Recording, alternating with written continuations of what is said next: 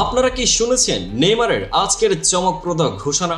Brazilian superstar এখন ইউরোপের শীর্ষ আকর্ষণ থেকে দূরে থাকার পরও তার অভিজ্ঞতা দিয়ে চ্যাম্পিয়ন্স লিগের ভবিষ্যৎ চক্র বিশ্লেষণ করছেন।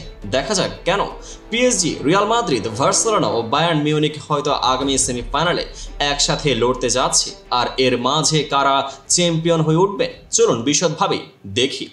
নেইমারের ইউরোপীয় ক্যারিয়ারের স্মৃতি যেমন উজ্জ্বল, তেমনি তার বক্তব্য আজকের চ্যাম্পিয়ন্স লিগের ভবিষ্যৎ সম্পর্কে নান্দনিক ছোঁয়া রয়েছে। বার্সেলোনা ও পিএসজিতে কাটানো 10 বছরের অভিজ্ঞতার আলোকে তিনি জানান, সেমিফাইনালে পিএসজি, রিয়াল মাদ্রিদ, বার্সেলোনা এবং বায়ার্ন মিউনিখ ভাবছেন কাতালানরা অর্থাৎ বার্সেলোনা অবশেষে চ্যাম্পিয়ন হওয়া উচিত। এতেই তার পূর্ব ক্লাবের প্রতি গভীর ভালোবাসা ও স্মৃতির ছোঁয়া স্পষ্ট। আজকের আলোচনায় আমরা এক্ষেত্রে প্রতিটি দলের কৌশলগত শক্তি ও দুর্বলতা বিশ্লেষণ করব।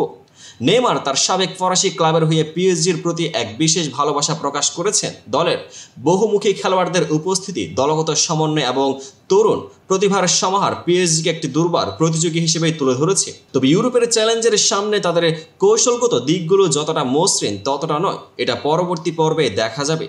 রিয়াল মাদ্রিদের কথা বলতেই মনে পড়ে যায় তাদের ইউরোপীয় সাফল্যের ইতিহাস। সর্বাধিক বার চ্যাম্পিয়ন্স লিগ জয়ী লস ব্লাঙ্কোসের হয়ে তাদের অভিজ্ঞতা ও দলগত সামঞ্জস্য নেইমারের খুবই আস্থা।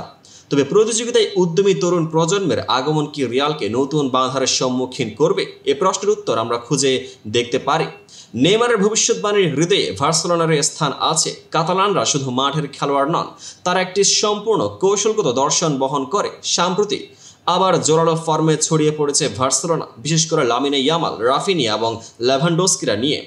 তাদের আক্রমণ ও প্রতিরক্ষার সামঞ্জস্য নাটকীয় মুহূর্তগুলোতেও হাস্যরসের ছোঁয়া রেখে বার্সেলোনাকে চ্যাম্পিয়নের পথের শীর্ষে তুলে ধরতে পারে। শেষে বায়ার্ন মিউনিখের কথা কঠিনভাবে প্রমাণিত জার্মান সংগঠন, দ্রুত গতির আক্রমণ ও শক্তিশালী ব্যাকলাইন তাদের অন্যতম বিশেষত্ব। নেইমারের মতে ইন্টার মিলানকে হারিয়ে বায়ার্ন হয়তো সেমিফাইনালে উঠবে, তবে তাদেরকে ইউরোপের মাঠে অতীতের জয়ের ছোঁয়া ফিরিয়ে আনতে হবে। এই দলের পরিচালনা, কৌশলগত পরিকল্পনা এবং মাঠের চালিকারা তাদেরকে ভিন্ন রূপ দিতে পারে। তালিকাভুক্ত সব দলের প্রতিটি কৌশলগত দিক থেকে কিছু কিছু বৈশিষ্ট্য বহন করে। পিএসজির আক্রমণ ও কৌশলগত নমনীয়তা, রিয়াল মাদ্রিদের অভিজ্ঞতা ও বিনয়ের সংহতি, বার্সেলোনার আক্রমণাত্মক মনোভাব ও বায়ার্নের জার্মান শৃঙ্খলা প্রতিটি মাঠে এক অনন্য নাটক সৃষ্টি করতে পারে। এই বিশ্লেষণে কিছু হাস্যরসাত্মক খেয়ালও উঠে আসে, যেমন নেইমারের নিজস্ব ক্লাব প্রেম, তার সাবেক ক্লাবে ফিরে যাওয়ার স্বপ্ন, কেননা সে ভালো সময়ের স্মৃতি যা হয়তো আজকের চ্যালেঞ্জের মাঝে উৎসাহ যোগাবে। তবে প্রশ্নটা অনেক বড়, এইসব কৌশলগত দিক থেকে একসাথে মিললে কে উঠবে বিজয়ী? যেসব পরিসংখ্যান, খেলোয়াড়ের ফর্ম এবং কোচিং ফাইলগুলো প্রতিটি ম্যাচে প্রমাণ করে যাবে। সেমিফাইনাল পর্যায়ে যখন ইউরোপের 4 বড় কৌশলগত শক্তি একসাথে লড়াই করবে, তখন ম্যাচের নাটকীয়তা, উত্তেজনা ও প্রতিকূলতা এক নতুন মাত্রা পাবে।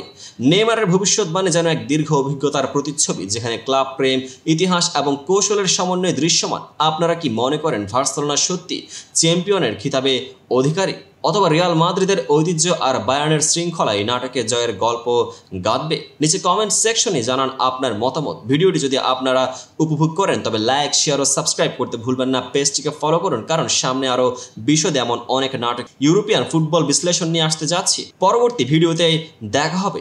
ধন্যবাদ।